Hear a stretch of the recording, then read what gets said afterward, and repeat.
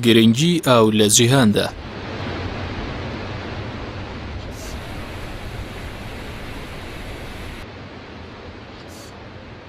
ئاو جگەلەوەی یەکێکە لە پێداویستیە هەرە گرنگەکانی ژیان، پانتایەکی دیکەشی داگیر کردووە بەوەی کە شوێنێکی گرنگی لە نەخشە و سیاسەتەکانی دەوڵەتدا هەیە. لە جیهانی ئەمڕۆدا ئاو جگەلەوەی ئامڕازێکی گرنگە بۆ داڕشتنی سیاسەت و نەخشە ئابووری و دیمۆگرافی و تەکنیکەکانی وڵاتان، لە هەمان کاتدا بنەمایەکی فراوانتری هەیە لە دیاریکردنی ئامانجە جیۆستراتیژیەکانی دەوڵەتاندا. بەڕادەیەک کە فاکتەری ئاو لە هەندێک دەوڵەتە هەل و مەرجی وای بۆ هەڵکەوتووە کە دەشێت بەهۆیەوە ببێت بە یەکێک لە فاکتەرەکانی بەهێزی دەوڵەت. ئەگەر نەوتیش لە سەدەی 20دا سەرچاوی بەهێزی ئابووری و فشاری سیاسی بووبێت، ئەوە بە پێیوتەی شارەزایان سەدەی 21 سەدەی قەیران و جەنگی ئاو دەبێت.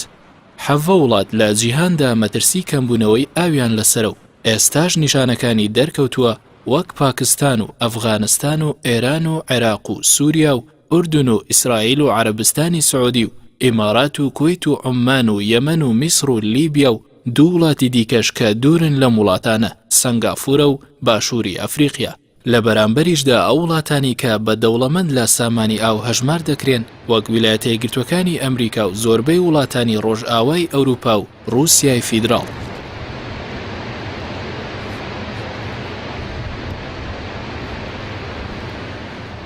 ئێمە طبعاً کە باس لە کێشە جیهانیەکانە کەین کێشەی ئاو لە جیهانە کێشەی ئاو هەیە لە زۆر لە کیشوەرەکان، بۆ نمونە وەکو خۆتان جەنابتان ئاماژەتان پێیا لە ئەفریقا و هەروەها لە بەشێک لە ئەمریکای لاتینی ئێستا یەکێک لە وڵاتە فەقیرانەی کە ئاوی کەمە بەرازیلە، ئاوی کە ئەمەڵین ئاوی کەمە، نەک ئەو ئاوێک کە ئاوی دەریابێ ویان ئاوێکی سوێر بێ، ئەمە ئاوی شیرین ئەڵین کە بشێ بۆ خواردنەوە بشێ بۆ پێداویستیەکان. ئێمە ئەگەر باز لە دابەشبوونی سەرچاوەکانەکەین ئەگەر بڵین ڕێژەی سەدی باسی بکەین 100% ئاوەکانەوە 7.5 سوێرە لە ئۆقیانوسەکانان، 2.5 کە هەمانە ئاوی شیرین، لەم 2.5 لە سەتا دوو لە تا دووی لە بەستەڵەکەکانایە، لەبەرەوە زۆر ئیسفادەی لێ ناکەی، ئەوەی کامێنێتەوە لە ئاوی ژێرزەوی و هەروەها لە دەریاچە و لە ڕووبارەکان خۆی بینێتەوە. لەبەرەوەی ئێمە کە باسەکەین باسی لە کێشەی ئاوەکەین ئەو بڕە شیرینەیە، چونکە تا ئێوارە تۆ دەریایەکیشت هەبێت ئاوی سوێرە، چونکە ئێمە زین ئەگەر تۆ بتوێ ئاوی سوێر شیرین بکەیت بۆ نمون شیرین بکەیت، هەر لیترێک لەوە چێک $1.5 $2 تێ بچێت. ئەمە کولفەیەکی زۆرە، ناتوانانی ئەو بۆ خواردنەوەش کرد، ئەی بۆ زراعەت، ئەی بۆ کشت و کاڵ، ئەی بۆ سناعەت. لەبەرەوە ئاوی سوێرەوەکوایان نەبێ، ڕاستە تۆر لەوانەیە بۆ گەشتیاری ویان بۆ بەلەمەوانیان بۆ سامانی ماسی، بەڵام وەکو ئەوەی کە ئێمە باسیەکەین لە کشت و کاڵ لە سامانی کە باس لە سامانی ئاوەکەین بۆ کشت و کاڵ بۆ خواردنەوە ئەمە بشێت. ئێمە ئەگەر کێشەکان خۆی لە چیەوە سەرچاواگرێ و ئەوانەی کە هەن لە جیهانە ئێمە ئەو حوزانی کە باسمان کرد ئاوی سنوورین، ئێمە لە جیهانە 276 ئاوی سنووری هەیە. ئەم ئاوە سنووریانە لە بینی چەند وڵاتێکە کە مەڵین ئاوی سنوور و زیاتر بەژار بێ لە بینی دوو وڵاتەواتە بۆردەر ویان حدودەکانیان سنوورە جوگرافیەکان و سیاسەکان ببڕێت. بۆ نمونە ئاو هەیە لە وڵاتی ئەڵمانیا لەوانەیە 18 وڵات بەشدار بن لێیانە. ئێمە خو باسی دیجرە و فراتمان کرد کە باسمان کرد وڵاتی ئێران، تورکیا، سووریا، ئێران، تورکیا لەگەڵ عێراق ئەمە بەشدارن. لەبەرەوە کێشەکان لەمەوە سەرچاواگرێت کە ئێمە سەیری بکەین ئەمانە ئاوی سنوورین و لە هەموو جیهانیشە ئاوی سنووری هەیە کە باسیەکەین. بۆ نمونە ئێستا ئاوی نیلمان هەیە کە کێشەیەکە لە بینی بۆ نمونە ئەسیوپیا و هەروەها سۆدان و مصر. ئەگەر باسی لە بۆ نمونە ئێستا باسی لە بەحری بەڵتیق بکەین، کاتی خۆی کە ئەوش کێشەیەکی لەسەر بوو لە بینی وڵاتی رووسیا و دۆلی ئەسکەندەناڤی، وڵاتە ئەسکەندەناڤیەکان سەیرەکەین ئەمانەش دیسانەوە هەر ئاو بوون و کێشیان لەسەر بوو، نەک وەکو بڕ وەکو کوواڵەتیەکەی کە ئێستا سەیرەکەین رووسیاوەیان ئۆکرانی ئەمانە ئاوی پیس زێرابەکانیانی هەموو تێخین بەحری بەڵتیق و جانان نەماهەمی بۆ گەنی کردو. اینجا ئێمە ئێستا باز لە خۆشمان بکەین ئەگەر بینینەوە سەر خۆمان دیسانەوە ئاوی کە چۆن تورکیا پرۆژەی گابی دروست کردووە و هەروەها وای کردووە کە کۆنتترۆلی ئاوەکان بکە. باسی ئیسرائیل و ئەردەنەکەین، ئاوی ئەردەن کە لە ئیسرائیلەوەیە کە ئەویش گرتوێتەوە کە ئاوێکی کەمە لە بینی هەردووکیانەوە چە داهاتی ساڵانەی 2 ملیۆن ویان 2 ملیار متر مکعب ئاوە، بەڵام ئێمە داهاتی یەک زێمان کە زەی گەورەیە لەوە چە 16 ملیار متر مکعب ئاوە لە ساڵێکە، بەڵام ئەوان 2 ملیارە. بەڵام ئەگەر سەیری ئەوان بکەیت ڕاستە کێشەیان هەیە، بەڵام ئیسرائیل سەیرەکەی تەماتە ئەنێرێ بۆ ئەردەن. ئەمە کێشەکانە لە خۆرهەڵاتی ناوەڕاست هەروەها لە جیهان کە باسمان کرد، ئەمە نمونونەکانن. بەڵام وەکوتمان زۆرترین ئاوی سنووری لە وڵاتی فلیپین هەیە کە 42 ئاوی سنووری هەیە. ئاکێشەکان خۆی لەوە سەرچاوەگرێت. ئەمەش خۆشبەختانە لە ساڵی تەبعاً معاهدات و اتفاقیات زۆرە و بە تایبەتی ئێمە ئەگەر بە ئام باسی بکەین یەکێک لەو اتفاقیانەی کە زۆر گرنگە کە وڵاتان بەژار بوون تیا ئەوەی هەلسینکی بوو لە ساڵی 1966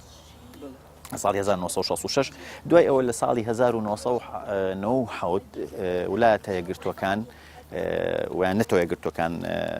هاتن ویستیان اتفاقەیەک لە بینی ئەم وڵاتانە ئیمزا بکەن بەڵام بەداخەوە چ تورکیا چ ئێران نەهاتنە ژێرباری ئەوەی کە ئەو اتفاقی ئیمزا بکەن چونکە ئەمە چەند بەندێکە بەڕاستی کە سەیری هەلسینکیەکەین لە ساڵی 1966 و 1990 کە بەندەکانیان چاکرد هەر بەندێک پێوەستە مەجموعەیەک بڕگە. یەکێک لەو بڕگانە ئەوەیە کە تو ئەبێ ئەم ئەوانە بەشداری هەردوو لە ئستودی لێ ببینی و هەروەها ئەگەر پرۆژەیەکی استراتیژیت کرد و ئەبێ وڵاتی بەرامبەرتی لێ ئاگادار بکەیتەوە بەڵام بەداخەوە ئێمە ئەوانەی کە هاوسێمانن کە ئێران و تورکیایە بە هیچ شێوەیە ناچنە ژێرباری ئەوە لەبەرەوە ئێمە وەکو خۆمان کێشەکانمان لێوە سەرچاوی گرتووە بەڵام وڵاتانی تر نەخێر وەکو باسم کرد ئێستا حالیان سۆدان ویان مصر ویان ئەسیوپی ئەمانە حەلیان کردو تا حدێک ویان کۆنگۆ ڕیڤەرمان هەیە کە لە وڵاتانی ئەفریقا هەن ئەمانە هەر هەموویان ئۆرنج ڕیڤەر ئەمانە هەر هەمووی کە ڕاستە ئەفریقیان وڵاتێکی فەقیرن بەڵام کێشەکانیان چارەسەر کردوکە ئێمەنی دیارە مەسەلەن مەبەستمان لە ئاسایشی ئەو پاراستنی ئاسایشی ئاوی هەر ناوچەیەکە لە ئێستا و لە داهاتوودا لەگەڵ ئاگاداربوون لەو گۆڕانکانیانەی کە لە هەر ناوچەیەکدا ڕوو دەدات یاخود بە مانایەکی تر دابینکردنی ئاوی پێویستە بۆ سەرجەم ئەو لایەنانەی کە مرۆڤ پێویستی پێێتی چ بۆ باری کوشتتوکاڵ بێت چ بۆ باری کاروباری ناوماڵ بێت یاخود بۆ باری پیشەسازی بێت یاخود تەنانەت بۆ لایەنی گەشت و گوزاریش بێت زیاتر ئەو دەوڵەتانەی کە دەکەونە ژێر کاریگەری ئاوهەوای بیابانی و ئاوهەوای نیمچە بیابانی و یاخود گۆڕانکاری و تەغەیراتی مەناخی بەسەر جیهاندا هاتووە وای کردووە کە مەترسی لەسەر ناوچەکانی تر دروست بێ بە تایبەتی ئەو ناوچانەی کە دەکەونە منتیقەی منبعەوە فشار و زەخت دەخەن لەو ناوچانەی کە دەکەونە ناوچەی ئاوڕێژگە و مەسەبەوە وایان لێ دەکەن کە دووچاری قەیرانی ئاویان بکەن. ئێمە با ئەوشمان لەبیر نەچێت بە شێوەیەکی گشتی لە شەرق ئەوسەتا ئێمە تەنها سێ حەوزمان هەیە سێ حەوزی ڕووبارمان هەیە کە دەکەوێتە ژێر کاریگەری و تەئسیراتی وڵاتانی وڵاتی منبعەوە لەوانە حەوزی ڕووباری دیجلە و فراتمان هەیە کە چوار وڵات دەوڵەت تێیدا بەشدارن ئەوانیش ئێرانە تورکیایە سووریایە عێراقا. تورکیا بە شێوەیەکی زۆر خراپ بە شێوەیەکی زۆر بێویژدانانە هەڵمەتی دروستکردنی سدود و بەنداوی دروست کردووە لەسەر ڕێڕەوی بە تایبەتی ڕێڕەوی فرات چونکە ئێمە ئەوە دەزانین لەلایەکی تریشەوە سووریاش بە هەمان شێوە بەنداوی تەبقەی هەم دیسانەوە دروست کردووە لەسەر ڕووباری فرات کە ئەمەش کاریگەری و تەئسیراتی خراپ دەکاتە سەرچی دەکاتە سەر شوێنێکی وەکو عێراق. ئێمە دەبێت ئەوەش بزانین ئەو ڕووبارانەی کە لەو ناوچانەدا هەن ڕووباری نێودەوڵەتین دیارە ڕووباری نێودەوڵەتی تعریفی چییە؟ ڕووباری نێودەوڵەتی ئەو ڕووبارانن کە سنووری زیاد لە دەوڵەتێک دا تێدەپەڕێت یاخود زۆر جار خۆی لە خۆیدا تایبەتمەندی ئەوەی وەرگرتووە بووە سنوورێکی سیاسی لە نێوان دوو دەوڵەتدا بۆیە بەهۆی ئەوەی هەر ناوچەیەک شوێنێکی جوگرافی تایبەت بەخۆی هەیە بەڵام دەبێت ئەم ناوچانە کە سەرچاوی ئاوەکان دەکەوێتە ئەو ناوچانەی کە سەرچاوەکانیان هەیە بۆ نمونە تورکیا ئێمە بەنداوی گاپ هەیە کە سەرچاوەکانی دەکەوێتە بانی ئەنادۆڵەوە ئەمە کاریگەری و تەئسیراتی زۆری کردووەتە سەر سووریا بە ڕێژەی 45% عێراق بە شێوەی بە ڕێژەی 90% بە ڕێژەی 90% کاریگەری کردووەتە سەر عێراق وای کردووە کە لە ساڵانی پێش 99 عێراق خاوەنی 89 میلیارد مەتر سێجا ئاو بوو بەڵام ئێستا ئەو 89 دابەزیوە بۆ 40 میلیارد مەتر سێجا ئاو. یەکێکتر لەو بەنداوانەی کە تورکیا دروستی کردو بەنداوی ئەتاتورکە کە 48 میلیارد مەتر سێجا ئاو ئەگرێت. ئێمە لە هەموو کوردستاندا خاوەنی 45.58 میلیارد مەتر سێجاین بەڵام بەداخەوە حکوومەتی تورکیا دیسانەوە چی کردووە بەست و بەنداوێکی زۆری لەسەر ڕووباری فرات دروست کردووە و بە تایبەتی نزیکەی 11 مەشروعی زۆر زەخمی لەسەر ڕووبارەکان دروست کردووە کە لە 180 احتیمادی لەسەر بڵێن ئەو 11 مەشروعە 6 لەسەر ڕووباری دیزلەیە 7 لەسەر ڕووباری فراتە کە ئەمەش وای کردووە بە شێوەیە کە 45% هەوڵی داوە کە چی کەم کاتەوە ئاوی ڕووباری فرات کەم کاتەوە 20% هەوڵی داوە کە ئاوی ڕووباری دیزلە کەم کاتەوە کە ئەمەش خەتەرێکی زۆر گەورەیە ئەمە لەلایەکەوە. یەکێکی تر لەوانە کوێمان هەیە حەوزی ڕووباری نیلمان هەیە حەوزی ڕووباری نیلیش یەکێکە لەو حەوزانەی کە کێشمەکێشمی تقریبا نزیکەی بە 10 وڵاتدا تێدەپەڕێت لەوانە تەنزانیا، ئۆگەندا، ئەسیوبیا، سوودان، ئەمانەش هەمووی کەوتونەتە ژێر کاریگەری و کەوتنتە ژێر کاریگەری و تەسیراتی چیەوە؟ تەسیراتی ئەوەی کە بە شێوەیەکی نایەکسان، بە شێوەیەکی ناسروشتی کاتێک کە وشکە ساڵێک ڕوو لە وڵاتانە دەکات بە تایبەتی ئەو وڵاتانە کە مەناخی سەحراوین، کە مەناخی بیابانی زیاتر بەسەریان دازاڵە، بە تایبەتی لە بەشەکانی باکووری. ئەمەش وای کردووە کە زۆر بێویژدانانە گوێ بە ناوچەکانی تر نەدەن لەسەر حسابی ئەو ناوچانەی کە دەکەونە خوارەوە ئەمان ئاوی خۆیان بەردەست بێنن و زیانێکی زۆر لە جوتیارانی ئەو ناوچەیە بدەن، بە تایبەتی لە بواری کشتتوکاڵدا. ئێمە دەزانین ئاسایشی ئاو سەررجەم ئاسایشەکان ڕەبت و پەیوەندیان بە یەکەوە هەیە. هیچ ئاسایشێک کە ئەگەر تو ئاسایشی خۆراکت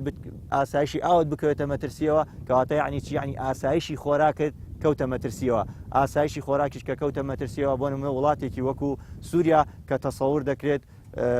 بۆ ساڵی 2050 بگاتە 121 میلیۆن کەس، کەواتە لەگەڵ زیادبوونی دانیشتواندا چیە بێ؟ فعالیاتی ئاو زیاد دەکات و پێویستیان بە ڕێژەیەکی زۆر لە ئاو دەبێت. بەڵام وڵاتانی سەرەوە بەهۆی کەمی باران و بەهۆی ئەو بڕەبارانی کە دەبارێت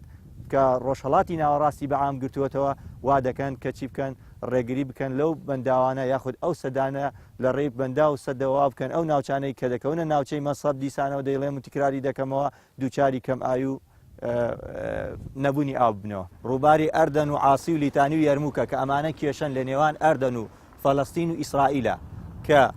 ئیسرائیل بە هەموو شێوەیەک هەڵدەدات نەک ئەو ڕووبارانە هەڵدەدات دەست بگرێت بەسەر بەشێک لە ئاوی ڕووباری فراتدا، هەڵدەدات دەست بگرێت بەسەر بەشێک لە ڕووباری نیلدا. هەڵپە و داڵدەی هەڵپەی ئەوەیەتی کە بتوانێت ئاسایشی ئاوی ئەو هەرێمی ئەو وڵاتانە بخاتە مەترسیەوە و بۆ ئەوەی خۆی ئیسیفادەی لێ بکات. ئەو وەکو ئەوترێت ئەو سەرچاوی ژیانە لە 1970 بەرەژووری ڕووی زەوی داپۆشیوە، بەڵام تەوزیعاتە جوگرافیەکەی وەکو یەک نییە. ئەمەش وای کردووە کە لە ناوچەیەک ئەمنی ئاو دەسەبەر بێ، لە ناوچەیەکی کە کێشمەکێش و ململانەی لەسەر بێت. لە ڕاستی و ئاوەش کە هەیە لە 1970 ئاوی سوێرە ناتوانرێ بەکاربێنرێ و هەموو وڵاتانیش توانای تەسفیەکردن و بەکارهێنانی ئەو ئاوایان نییە. لە 1970 ئەمێنێتەوە بۆ ئاوی شیرین، ئەو لە 1970ش بەشێکی ئاوی بەستووە، بەشێکی ئاوی بەرگەگازەوە، بەشێکی دیکەی ئاوی ژێر زەویە. هێندێکی زۆر کەمی کە لە 0.3 ئاوی شیرینە کە ڕاستەخۆ دانیشتوانی سەرزەوی ئەتوانن بەکاری بێنن. ئەم ئاوەش کە هەیە لە 1970 ئاوی شیرین کە بەو شێوەی کە باسمان کرد نزیکەیت 7 ملیار مرۆڤ چاوەڕێی ئەو ئاوەیە. بەشێکی لە پێداویستیەکانی دانیشتوان ئەبێت پشت بە ئاوی دەریا و زەریاکان ببەستن و دەوڵەتانی پێشکەوت و ئەوانەی کە لە ڕووی تەکنۆلۆژیا و لە ڕووی ئابووریەوە پێشکەوتون توانیویانە ئیکتیفای ذاتی خۆیان بکەن لە ئاسایش و ئەمنی ئاو و بەشێک لە بودجەیان داناوە بۆ تەسفیەکردن و بۆ معالەجەکردنی ئاوی ئاوەڕۆکان و بەکارهێنانەوەی دووبارە وەکو وڵاتانی غەربی ئەوروپا، وەکو وڵاتی ئەمریکا، وەکو ئەوترێت کە وڵاتی ئەمریکا ویلایەتە یەکگرتووەکانی ئەمریکا نزیکەی لە 110 داهاتی نیشتیمانی داناوە بۆ تەسفیەکردن و بۆ ئاسایشی ئاوی وڵاتەکەی. ئەوەی کە کێشمەکێش و ململانی زیاتر کردووە لەو ئاوانایەکە ئاوی هەرێمیەکانیان پێوتیان ئەو ڕووبارانەی یان ئەو سەرچاوانەی کە بە چەند وڵاتێک کاتی ئەپەڕنوە و بە تایبەتیش لە شەرقی ئەوسەد و باکووری ئەفریقیا وڵاتانی کەندا و بە تایبەتی ئەم وڵاتانە کەوتونەتە بازنەپانی مامناوەندەکان و ئەو ناوچانە بە ناوچەیەک ناسراون کە ڕووبەرێکی زۆری بیابانیان هەیە. احتیمادێکی سەرەکیان لەسەر ئاوی سەرزەویە، کاتێک ئاوی سەرزەویش کە بە چەند دەوڵەتێک کاتی ئەپەڕێ لەم وڵاتانە کێشمەکێش و ململانی سیاسی لەسەر دروستە بێەوە ناچارە بن پەنابەرنەبەر معاهدە و ڕێکەوتن و لەگەڵ وڵاتانی کاکەم ڕووبارانەیان پێاتەیە پەڕێ. ئەمەش وای کردووە کۆمەڵێک تەنازولات لە بەرامبەر یەک بکەن و کۆمەڵێک فشار لەسەر دەوڵەتانی بەرامبەریان دروستکەن، وەکەوەی کە بینین لە ئەفریقا لە ڕووباری نیل هەیە، وەکەوەی کە بینین لە وڵاتی عێراق و ئێران عێراق و سووریا و تورکیا هەیە، وەکەوەی کە لە وڵاتی عێراق و وڵاتی ئێران هەیە. ئەم ئاوە ئیقلیمیانە ئێستا لە سەدەی 21 بە شادەماری ململانێ و کێشەکانی شەرقی ئەوسەد ئەزانرێ و بەشێک لە دانیشتوانی وڵاتان لە نزیکەی 1 ملیار مرۆڤ لە جیهانە پێڕاناگەن دەستیان ڕناگە بە ئاوی شیرین لەبەر ئەوە ئەوترێت کە ڕۆژانە نزیکەی 4,000 منداڵ بەهۆی نەخۆشی ئیسهالەوە لە ناوچنکە نەبوونی ئاوی شیرین یان ئاوی پاک وای کردو کە ئەم مرۆڤانە لە ناو بچن. سنووری قەیرانی ئاو لە ڕۆژهەڵاتی ناوەڕاست دەستگای هەواڵگری ئەمریکا لە مێژە هەستی بەم مەترسی ئاو کردووە و لە هەموو راپۆرتەکانی ساڵانەیدا ئاماژەی بەوە داوەکە گیر و گرفتی ئاو لە ناوچەی ڕۆژهەڵاتی ناوەڕاستدا تا دێت سەختتر و دژوارتر دەبێت. راپۆرتی ساڵی 1992 لەم بارەیەوە زەنگی مەترسی لێدا و ڕایگەیاند کە دەناوچە هەند لە جیهاندا لێیان ڕابینرێت لە سەدەی 21دا بە بنە مەیدانی جەنگ و ململانێ بۆ کۆنتڕۆڵکردنی ئاو. راپۆرتەکە ئەو ناوچانی بەسەر سێ ئاستی مەترسیداردا دابەش کردووە کە ئەمانن: یەکەم، ئەو ناوچانی کە دەشێ زوو جەنگی ئاویان تێدا سەر هەڵبدا و زۆربیان لە ڕۆژهەڵاتی ناوەڕاستدان لەوانە لە سەروی هەمویانەوە ئوردون و ئیسرائیل. دووەم، ئەو ناوچانی ئاویان لێ هەڵدەقڵێت و لە پاشان دەڕژێتە وڵاتی دووەمەوە وەک وڵاتانی کەندا و دەوڵەتانی حەوزی دیجلە و فرات، سووریا، عێراق، تورکیا.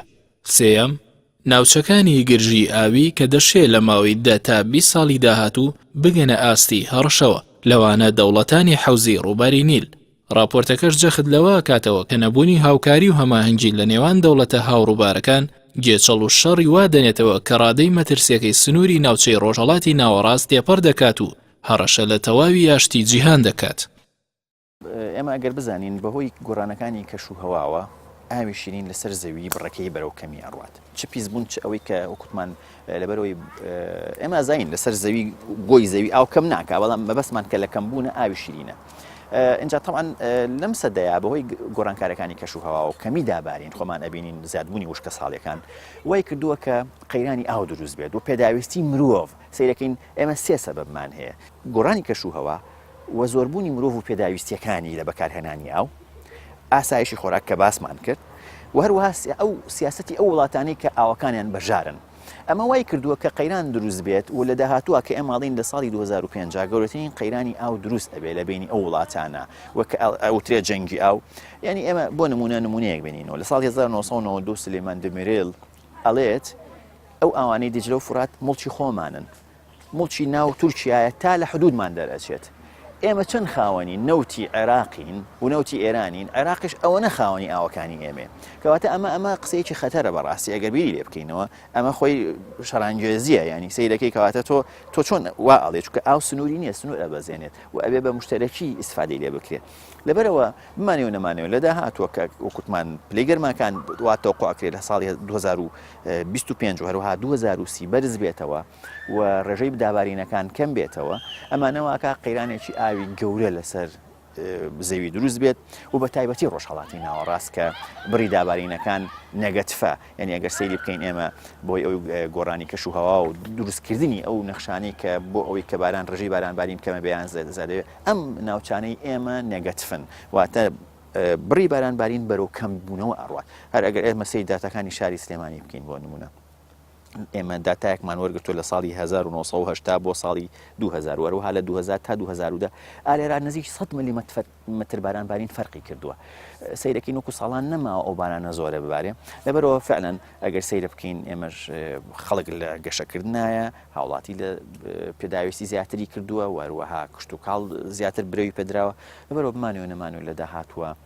تەسەورەکەین قەیرانێکی ئاو جەنگێکی ئاو دروست ببێت. نزیکەی 20 بۆ 25 ڕووبار و چەم لە ناوچەکانی ئێرانەوە هەڵدەقوڵێن و داخلی هەرێمی کوردستان یاخود بە شێوەیەکی گشتی بڵین دواتر داخلی شەتڵ عەرەب و منتیقەکانی ناوەڕاست و خواروی عێراق دەبن. ئەم ڕووبارانە ئێران بەردەوام لە هەوڵی ئەوەدا چی بکات بەست و بەنداو لەسەر ئەو ڕووبارانە دروستکە یاخود ڕێڕەوی ئاوی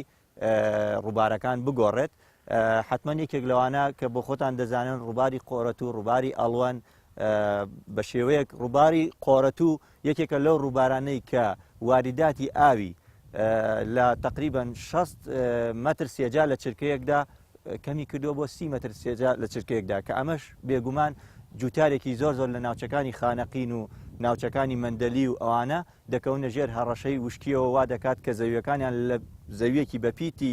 بەپیتەوە بگۆڕێت بۆچی بۆ زەویەکی بێبایەخ و بێبەرهەم ئینتاجی کەم بێتەوە و خەڵکی ئەو گوندانە بە ناچاری ڕوو لەکوێ بکەن، ڕوو لە ناوچەکان لە شارەکان بکەن، چونکە بەدیلێک جێگەرەوەیکیان نییە ناتوانن سوودێک ئیسیفادەیەک لە چی وەرگن لە ئاوی ئەو ڕووبارانە وەربگرن لە ئەنجامی ئەوەی سەرباری ئەوە یەکێک لە گەورەترین کێشەکان چییە؟ تەنها گرتنەوەی ئاو تەسیراتەکە دروست ناکە، بەڵکو گرتنەوەی ئاو تەسیرات لەسەر چی دروستەکە لەسەر نەوعێتی ئاوەکەش دروست دەکات، وا دەکات کە بڕێکی خوێی زۆر زۆر لە ئاوەکەدا کۆبێتەوە و کە کاریگەری و مەترسیەکی زۆری هەیە لەسەر ژیانی بوونەوەران. ئەو وڵاتانەی کە لە دواوەن و نەیانتوانیوە ئاسایشی ئاوی بۆ دانیشتوانەکانیان دابین بکەن، زیاتر ئەو وڵاتانن کە لە ڕووی ئابوووریەوە دواکەوتون، زیاتر ئەو وڵاتانن کە جەنگ و کێشە و ململانێ لە وڵاتەکانیان هەیە. بۆ نمونە لە وڵاتی ئەفغانستان یەکێکە لەو وڵاتانە یان بەهۆی زۆری ژمارەی دانیشتوان و لاوازی ئابووری وڵاتی بەنگلادیش یەکێکە لەو وڵاتانە. لە وڵاتانی وڵاتی خۆشمان وڵاتی عێراق ئێستا وای لێ هاتووە دانیشتوان وەکو پێویست ئاویان دەست نەکەوێت، بەهۆی ئەوەی کە وڵاتی تورکیا بە تایبەتی ناوەڕاست و خواری و عێراق وڵاتی تورکیا چەند نزیکەی 22 بەنداوی لەسەر هەردوو ڕووباری دیجلە و فرات دروست کردووە و لە وڵاتی خۆشمانە کە بڵێن لە هەرێمی کوردستانیشە بەڕاستی ئێستا خەریکە بەرەو ئەوە ئەچین گرفتەکانی ئاوی شیرین یان ئاوی پێویست سەر هەڵبا. ئەوە شەکەوێتە سەر ئەوەی کە دەوڵەتانی دەوروبەرمان بەشێک لە ڕووبارەکانمان سەرچاوی خۆراکدەریان ئەکەوێتە دەوڵەتانی دەوروبەرەوەکە بەست و بەنداویان دروست کردووە و بەشێکی کەشی ئەگەڕێتەوە بۆ ئەو پیسکەرانەی کە فڕێ ئەدرێتە سەرچاوەکانی ئاوەوە و نەتوانراوە وەکو پێویست سوود لە سەرچاوەکانی ئاو وەربگیرێ بە دروستکردنی بەست و بەنداو لەو ناوچانەی کە سەرچاوی خۆراکدەریان ئاوی باران و بەفرە.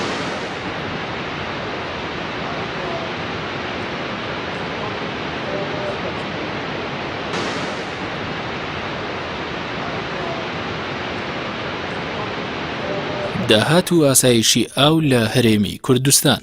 یەکێک لەو گیر و گرفتانەی دێنە پێش بە وردی دیاریکردنی بڕیداهاتی ئاوی هەرێمی کوردستان ئەوەیە کە ئەو بڕە جێگیر نییە و لە ساڵێکەوە بۆ ساڵێکی تر دەگۆڕێت و لە ڕووی جوگرافیشەوە بڕی ئاوی هەر ناوچەیەک بە پێی زۆر و کەمی بارانی ساڵەکە ئەگۆڕێ و دەشێت لە یەک ساڵدا ئاوی حەوزی هەندێک ناوچە زۆر بێ و هی هەندێکی ترکەم بێ. بە شێوەیەکی گشتی هەرێم سێ شێوەی داهاتی ئاوی هەیە: ئاوی سەرزەوی، ئاوی ژێرزەوی، بەفر و باران.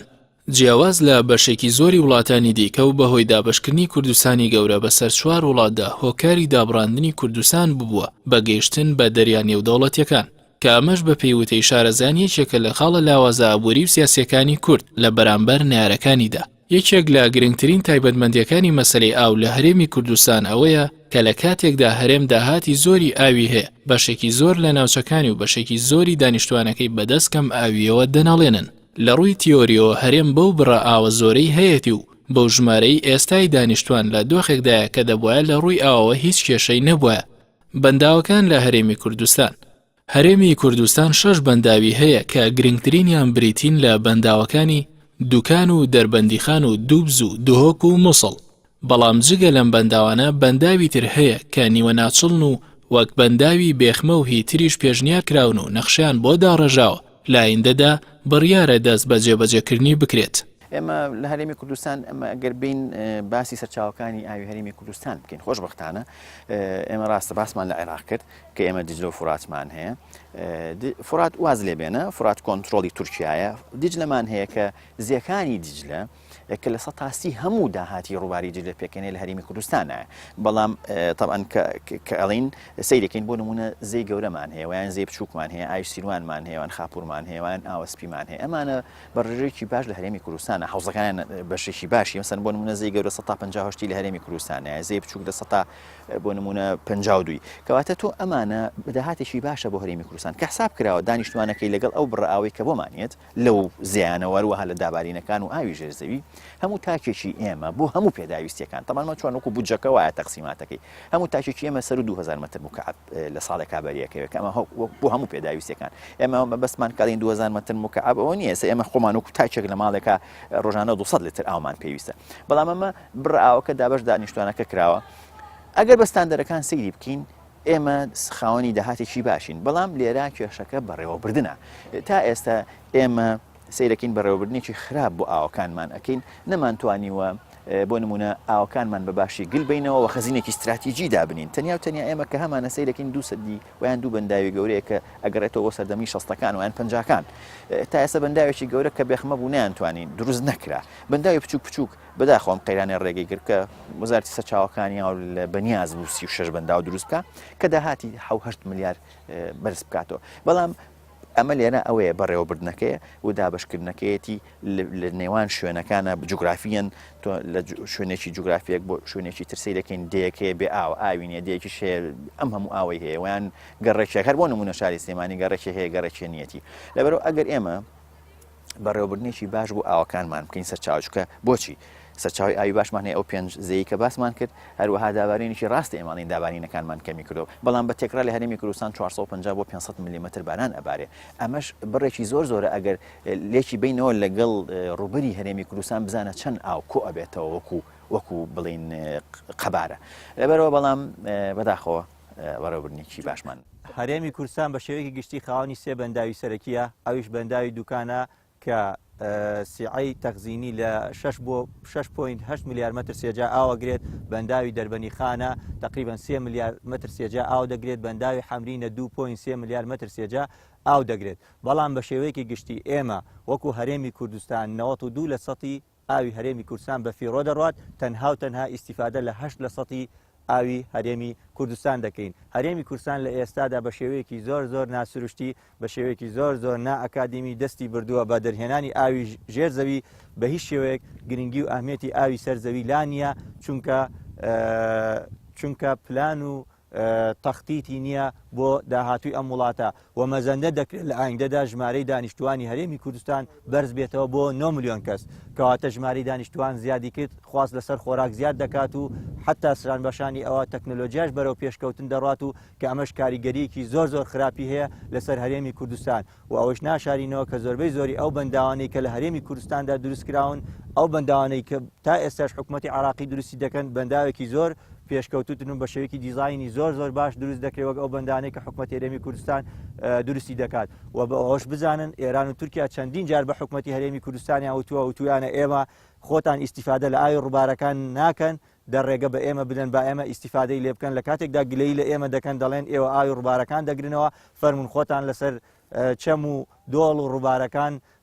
سەد و بەنداو دروست بکەن و ئاوی خۆتان گلدەنەوە بە ئەو کە ڕێژەی 92 لە سەتا بە فیڕۆ نەڕات سامانی ئەو تەنها خۆی لە سامانی ئاوی سەرزەوی ئابینێتەوە لەبەرەوە ئەو دەوڵەتانی کە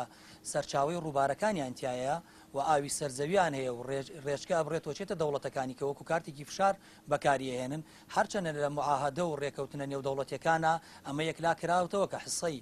دەوڵەتی سەرچاوە چەنە و حسەی ئەو دەوڵەتانی تر کە ئەکەونە ڕێژگەی ڕووبارەکانەوە چەنە بەڵام بەداخەوە لە ناوچەکەی ئێماوە لە شەرقی ئەوسەتا ئەم معاهدە و معادلانەی کە بەکارهێنرێ و ئیعلان کراوە لە ڕێکەوتنی نەتەوە یەکگرتوەکانە جێبەجێ ناکرێ ئەوەش کەوتوتە سەر دەسەڵاتی وڵاتانی زلهێزە نەتەوە یەکگرتوەکانە هەر دەوڵەتێک توانا و هێزی هەبێت توانیوێتی سەیتەرە بکات هەیمەنە بکات بەسەر ئەنجومەنی ئاسایشی نێودەوڵەتی وەرە بەسەر کۆمەڵی گشتی نەتەوە یەکگرتوەکانە و ئەمەش وای کردووە بەشێک لە دەوڵەتان وەکو وڵاتی ئیسرائیل و کێشەیەکە لە نێوان ئیسرائیل و ئوردونا هەیە ئیسرائیل وەکو کارتێکی فشار ئاوی ئەو ناوچانە بەکارهێنێت لە دژی وڵاتانی دراوسەی کە وڵاتی فەڵەستینە یا وڵاتی ئوردونا بۆ ئەوەی کۆمەڵێک تەنازولاتیان پێ بکات لە ڕێگەی سیاسیەوە لەم ڕۆژە شتێک نەماوە تێکەڵ بە سیاست نەکرێت بۆ سەپاندنی هەیمەنەی خۆیان هەموو کارتەکانی فشار بەکارهێنن سەدەی 21 وەکو ئاماژەی پێکراوە لە سەدەی ڕابردووە سەدەی ئاوە و سیراعێکی گەورە لەم ناوچەیە دروستەکە و ئەگەر بیشین وەکو ئامار بەکاری بێنین ئەبینین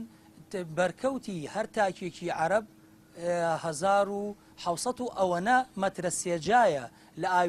لە ئاو ساڵانە بەڵام بەرکەوتی تاکێک لە تاکێکی ئەوروپی نزیکەی 12000 مەترە سێجایە لەبەرەوە دەوڵەتانی عەرەبی ناچارە بن معاهدە و پرۆتۆکۆل لەگەڵ دەوڵەتانی دراوسیانە بکەن و ئەم معاهدە و پرۆتۆکۆلانەش بە تاکید ئەو دەوڵەتانەی کە سەرچاوی ئاوەکانیان تایە ئەیانەوێ ئەجێندا و بۆچوونەکانی خۆیان فەرزکەن بەسەریانە وەکو ئەبینین نمونەیەکمان بە ئیسرائیل و ئوردون و ئیسرائیل و فەڵەستین هێنایەوە وەکو عێراق و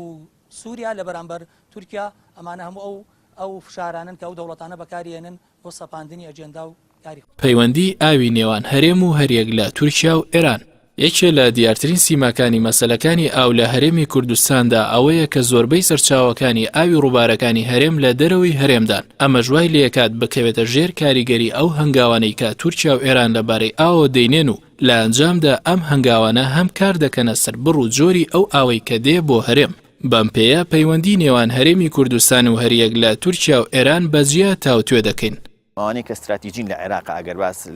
لە هەرێمی کوردستان بکەین و لە عێراق بکەین بەنداوە استراتیژیەکانی عێراقەکەم بەنداوی گەورە بەنداوی مووسڵەکە یانزەم لیان مەتر مکعب بگرێ بەس بەهۆی ئەو کێشانی کە بۆی دروست بووە ئێستا بەتاڵیان کردووە نزیکی 4.5 ملیار متر مکعبی تیاماوە لەبەر ئەوەی کە لە ڕووی جیۆلۆجیەوە سیرەکەین پێکاتەیەک هەیە کە جبسە لە ئەنجامی کالێشی ئەو ئاوە لەگەڵ ئەو بەردا ئەتوێتەوە و ئاشکەوت و کلێنی گەورە دروستەکە ئەمەش ترسی ئەوەی هەیە کە هەرەس بێنێ و بڕوخێ لەبەرەوە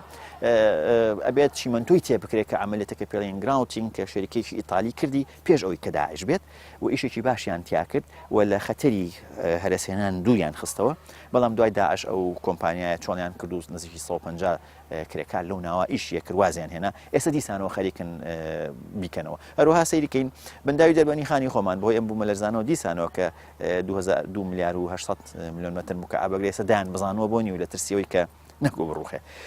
وەکو بەنداوی استراتیژی ئەوە کەواتە باسمان کرد ئەوانی تش ئەگەر بکرایە بەخمە 7 ملیۆن مەتر مکعبی ئەگەر بەڵام بەداخۆنیان هێشت خۆی شوێنی هەرێم ئەو شوێنەی کە هەرێمی کوردستانی تێدا هەڵکەوتووە کەوتۆتە ژێر کاریگەری بڕیاری وڵاتانی دراوسیەوە طبیعەت و سروشتی کوردستان وایە خی گەورە ئێمە هێناوەتە سەر زەویەک کە بکەوینە ژێر ڕکێفی وڵاتانی تورکیا و ئێرانەوە چونکە ئێمە سەرجەم سەرچاوەکانی ئێمە لە دەرەوەی سنووری دەسەڵاتی خۆمانایە بۆیە دەکرێت لە هەر قۆناغێک لە هەر مەوزوعێکی سیاسیە وەکو کارتێکی فشار بەکاری بێنێت و هەرێمی کوردستانیش تا ئێستا نەیتوانیوە وەکو کارتێکی سیاسی ئاو بەرامبەر بە عێراق بەکار بێنێت لە ڕاستیە ئاو لەم سەدەیە هەرچەندە ئێسا سەرەتای سەدەی 21ەکە ئەکرێت ببێت بە یەکێک لەو کاڵایەنەی کە بناغەی دروستبوونی دەوڵەتی لەسەر بنیاد بندێ وەک لە پێشووە چۆن دارفۆر جنوبی سۆدان سربەخۆیی وەرگرت بەهۆی ئەوەی کە ناوچەیەکی نەوتی بووە چۆن هەرێمی کوردستان تا ڕادەیەک توانی پشت بە داهاتی نەوت ببەسێ ئەگەر چی فشاری ئیقلیمی و نێودەوڵەتی هەبوو و ئەکرێت ئەو دەوڵەتانی کە سەرچاوی ئاویان هەیە ببن بە یەکێک لەو دەوڵەتانی کە چۆن ساڵانی پێشوو بە پشتبەست بوون بە نەوت و غازی سروشتی ئێستا ببن بە یەکێک لەو دەوڵەتە بەهێزانەی کە لە ڕووی سامانی ئاوەوە وڵاتی تورکیا دراوسێشمانێکێکە لەو دەوڵەتانەکە توانیوێتی ئیسیسمارێکی باشی سەرچاوە ئاوەکانی بکە و ئەکرێت لە ساڵانی ئایندەیە وەکو کارتێکی فشار وەکو یەکێک لەو دەوڵەتانەی خاوەن سەرچاوەیەکی ئاوی شیرین مامەڵێ لەگەڵ دەوڵەتانی شەرقی ئەوسەط و دراوسیا بکەوە بێ بە یەکێک لەو دەوڵەتانەی کە هەناردەی ئاو بکات بۆ وڵاتان چۆن لە ئێستا نەوت هەناردە ئەکرێت لە ڕێگەی بۆریەکانەوە ئەکرێت لە ساڵانی ئایندەیە و پێشبینیەکانی شەر بەرەوە ئەوەن چونکە تەغیراتی مەناخی و زیادبوونی دانیشتوان و کەمبوونەوەی ئاوی شیرین و زیادبوونی ئەو پیسکەرانی کە فڕێ ئەدرێنە سەرچاوەکانی ئەوە ئەمە وای کردووە کە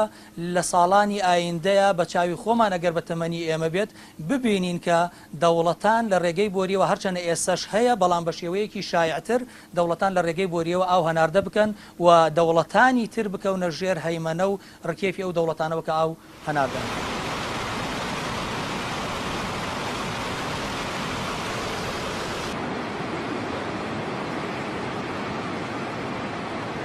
هەرێم و تورکیا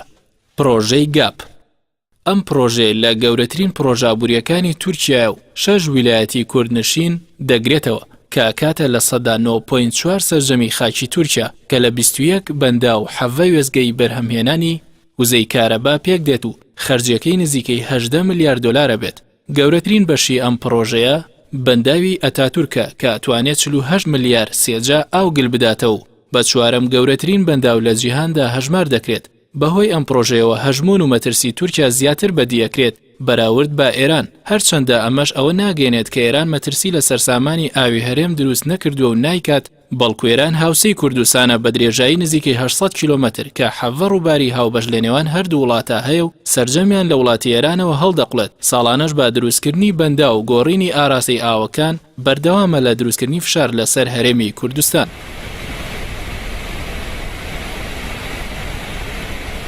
بە تەسەوری ئێمە یەکێک لە گرنگترین و دیارترین و زەقترین ئەو کێشانەی کە لە ئایندەدا ڕوبەڕووی هەرێمی کوردستان دەبێتەوە کێشەی نەبوونی ئاوا لە هەرێمی کوردستاندا، چونکە ئێمە وەکو پێویست ناتوانین سوود لە دەرامەتی ئاوی سەرزەوی ناوچەکانی خۆمان وەرگین. مەسەلەکە جێبەجێ نەکردنی بەرنامە و پلانێکی گونجاوە بۆ ئەوەی بتوانرێت ئیدارەی ئاوی هەرێمی کوردستان بەڕێوەبات. کەواتە مەوزوعەکە چییە؟ خراپی ئیدارەدانی ئاوە لە هەرێمی کوردستاندا و ئەوەش نەشارینەوە. تورکیا چەندین جار و توێتی خوای گەورە ئاوی بە ئێمە داوە، ئێوە نەوتی پێتان داوە، ئێوە نەوتی پێتان داوە و دەکرێت من بە تەسەووری من ڕۆژێک دێت بەرمیلێک ئاو دەکرێت بە بەرمیلێکی نەوت بدەین بە بەرمیلێکی ئاو بەهۆی وشکە ساڵی و ئەو بێبارانەی کە ڕووی لە هەرێمی کوردستان کردووە و کە بە شێوەیەک لە شێوەکان گەنجینەکانی ئاوی ژێرزەویش ئەوەندە دابەزیون کە هەرێمی کوردستان لەژێر خەتەرێکی زۆر گەورەدایە. بەداخەوە تا ئێستا وەکو پێویست ئاوڕ لە جانبی ئاسایشی ئاوی هەرێمی کوردستان نەدراوەتەوە. پێش هەموو شتێک ئێمە ئەبێ بزانین ئەم بەنداوانە بەنداوی کۆنن، ئەبێ نۆژەن بکرێنەوە. خۆشبەختانە ئێستا حکوومەتی عێراق بودجێشی تەرخان کڕۆ بۆ ئەم دوو بەنداوە. بەڵام باشتر وایە کە هەرێمی کوردستان بە هاماهەنگی لەگەڵ وەزارەتی سەرچاوەکانی عێراقی فیدراڵ کۆمیسیۆنێ پێک بێنن. ئەمانە دائیمەن حازر بن ئەم کۆمیسیۆنە پێک بێت لە پسپۆڕانی هایدرۆلۆجی، جیۆلۆجی، ئەندازیار، وەروەها سیاسیەکان، یاسایەکان، ئەمانە دائیمەن ئامادە بن بۆ گفتوگۆ لەگەڵ ئەم دوو وڵاتی دراوسێمان، چونکە بمانەوە نەمانەوێ ئەم کێشەیە بەردەوامە. هەر ڕۆژە و تۆ لە شوێنێکەوە ئاوت لێگیرێتەوە، لەبەرەوە بێ ئەم کۆمیسیۆنە هەبێەوە گفتوگۆی بەردەوام و جددی بکرێت لەگەڵ ئەم وڵاتانە. و ئێستا ئاخرشتیش ئەو گفتوگەیانەی کە وەفدێک ڕۆشتون وابزانم بۆ تورکیا تقریبا مانگی پێشوو بوو، وابزان 27/12 بوو، گەیشتونەتەوە قەناعەتی کە ئێستا تورکیا چونکە بەنداوی ئەلیسۆ بە تەواوبوونی بەنداوی ئەلیسۆ داهاتی ئاوی فرات دجلە کە نائێتە ناو عێراق 170 کەمەکە بەسا مانگی سێ بیگرێتەوە ئاوکە بۆی بەنداوەکەی پڕبێتەوە. بەس بۆ گفتوگویانە تەجیلی کرۆ بۆ مانگی حوت بۆ ئەوەی چونکە بۆ عێراق لە قەیرانێکی ئاوی گەورایە. وەروەها بڕیاریشی داوە کە بە هاوبەشی لەگەڵ هەرێمی کوردستان دوو بەنداوی بچکۆلە وابزانم لە مێرگسوور و ئەمانەیە دروست بکەن. ئەمە گفتوگۆی ئەوێ کەواتە مفاوەزاتی ئەوێ و هەروەها چەند و چوونی ئەوێت تۆ شتێکم بەرێ من شتێکە دەیەمێ و بێ قەناعەت بەلایانی بەرامبەر بکەی هەر ئەوە دەسەڵاتە. ئەگەر باران ببارێت تا ڕادەیەک کێشەکانمان کەمتر ئەبێت، تا ڕادەیەک کێشەکانمان کەمتر دەبێت. وەکوتم مەسەلەی هەرێمی کوردستان کێشەی نەبوونی ئاوی نییە،